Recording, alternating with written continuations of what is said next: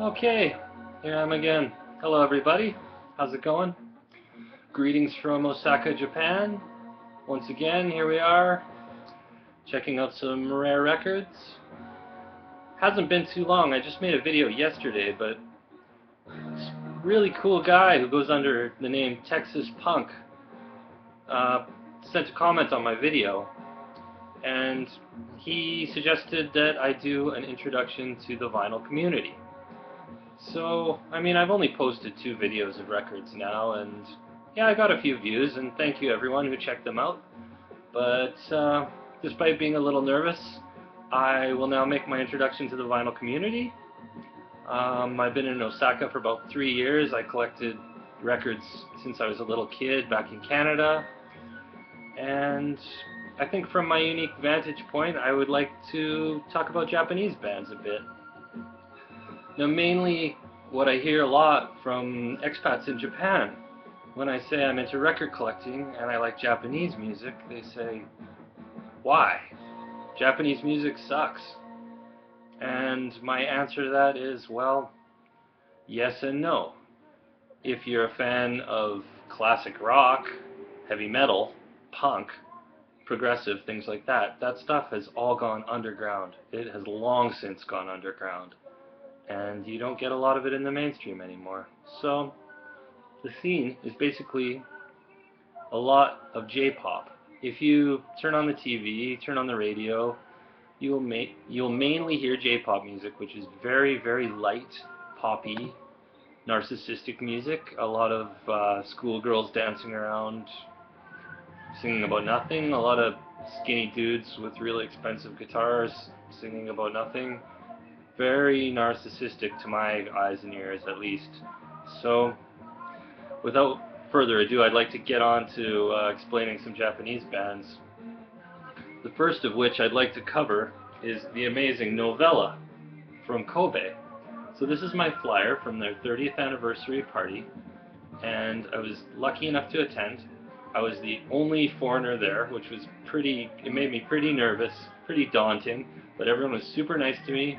The band were great. They talked to everyone, did a question and answer session, played a set, and hung out and shook hands with everybody. So this was just great. We hung out late into the night talking about music and Japan and joking around, so it was cool. It was really good to meet them, being a fan of their music. So, I mean, it was kind of those not in your wildest dreams situations where, you know, I'd have to pay a lot to get a Novela record back in Canada. So, anyway, I'd like to show my Novela collection, starting with the first album. So this is La Songerie, the first Novela album. It's playing in the background now. Hopefully I don't get sued by King Records. It's got the sash, the obi, in reference to the sash on a kimono, which is kind of this formal, traditional, beautiful thing you see on Japanese records. So yeah, first album, very good. Let's see, where's the second? Got the second one hiding here somewhere. Here's the second one, Into the Night. It's got that great metallic finish. Sometimes see that on Japanese albums. Even the obi is metallic. Got a great band photo on the back, reminiscent of Kiss. And yeah, first couple albums, kind of a heavy metal tinged progressive rock with operatic vocals. Really good, really interesting. I could see how it would be a love-hate situation for a lot of people though. I mean, if you don't like falsetto, high-pitched wild vocals, then maybe not for you. But, hey, I think you should check them out anyway. So here's the next Novela album, Paradise Lost, with a leveled house on the cover, kind of alluding to the constant danger in Japan of earthquakes, forces of nature, basically.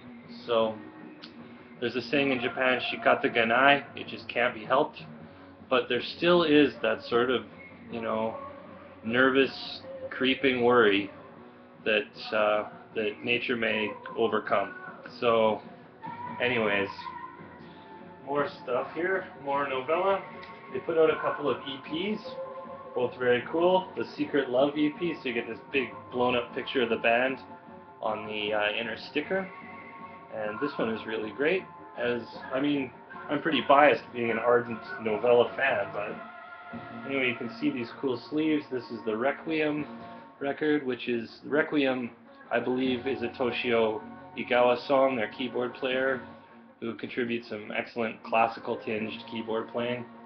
He's kind of like the Japanese Rick Wakeman in a way. He's got the multiple synthesizers going wild, you know, wearing a cape and glitter makeup and everything. Very, very grandiose. They were a grandiose band, Novela. Unfortunately, at the reunion, they didn't wear the makeup, but I mean, it's been a while, so this album is my favorite. I'm sure you can check it out on YouTube. Sanctuary. And the cover is beautiful, very mysterious if you take a minute to check it out. Very cool album. Some great ethereal song titles. Divine Comedy, Lunatic, Dream the Paint, Through the Forest, To the Wings, The Unconscious Prophecy, Rose Celavi, The Dawn of. I believe this is when they got Ryuji Sasai, their second bass player, who's a lot heavier and funkier on the bass than their previous bass player, who was a little more heavy metal based. Couple more. They released an unreleased takes album, the Exciting Mini. If you look at the sticker, it's kind of a little funny, cute thing. I love Exciting Mini. The Exciting Mini EP. So it's cool. Yeah, I love Exciting Mini too. It's a good little thing. It has a great track called Metal Fantasy. Very heavy, very direct, especially since the band had become very progressive at that point. So it's kind of a throwback to their early stuff. From the Mystic World, basically one of the last things they did with most of the original members. 2-album set, really cool. Inner sleeve is great. Lots of great live photos of them playing. So there you go. Yeah, various members did side projects, solo albums, like Teru, the guitar player, did Teru's Symphonia, which is symphonic progressive rock, and again, these beautiful dreamlike images. He did another, actually this is the previous one, so here's the other one, Castle of Noi. Another very beautiful album. The back cover has all this like symbolic, mystic stuff on it that I'll probably never understand, but wow, is it cool. Very good album. And finally, Toshio's great band, Gerard, keyboard-based rock band, progressive rock band. They're still playing, actually. I unfortunately missed their show. Had to work. But, yeah, more great songs. Conquest of the Dark, Empty Lie, Empty Dream, Hopeless Blue Star. How's that for a moody title? Yeah, so that's the Novela stuff. They were just excellent for so long. Pretty hard not to be impressed by them. Maybe I'll throw in a few other things. Einsoft, The Story of Mysterious Forest, was a really cool album. This is almost undescribable jazz, psychedelic prog with mostly clean guitars. It is really, really bizarre. If you get a chance to hear it, it's just great. It's really, really weird. A lot of the thread of Japanese progressive is making ambiguous, confusing music that's so original, but you have to develop a taste for it because it can't be compared to other things. Yeah, and let's see. On the more standard side of things, we have Bow Wow.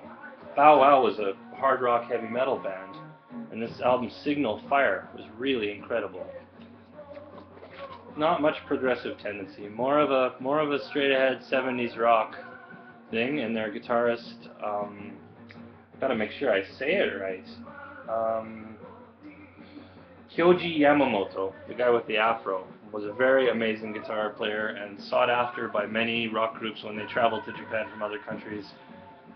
You know, we gotta find him. We gotta hang out with him, play music with him. I mean, there's even a story about the drummer of Metallica looking for this guy. So Kyoji Yamamoto was a really, really respected guy in heavy metal in the 80s around the world. So, yeah, a lot of different things. Cosmos Factory, which was a really cool band. This is Metal Reflection. It's a progressive rock band. Their first album, Castle in Transylvania, is worth some $500, $600 these days. So, I mean, there's no reissue. I've never seen it. I think the one I just showed you is probably worth about $80 outside of Japan, but I didn't have to pay that. I mean, here they're just like, yeah, seen it before. But maybe someday I'll see the first one.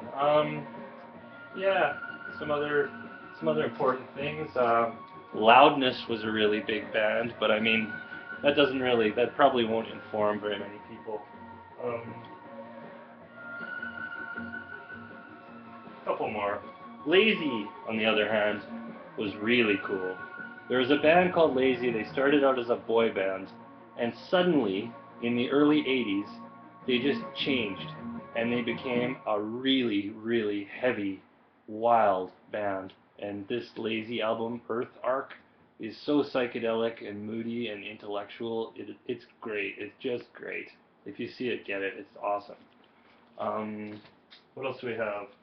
One of my great Japanese finds actually is No Kimono, and this album is called From the Black World, and this fetches quite a bit of money these days. But this is a really inventive, almost like new wave of British heavy metal sort of band. Just excellent. Um, Anything else? Let's see. This is pretty good. I think I'll finish with this Moon Dancer.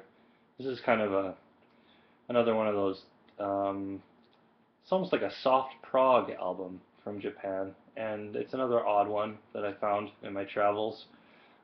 Something I like one day and don't like another, but it's very interesting and quite rare. So I'll end up with that. But my big point was to show you guys Novela, and if you get into that band, I'd be really happy.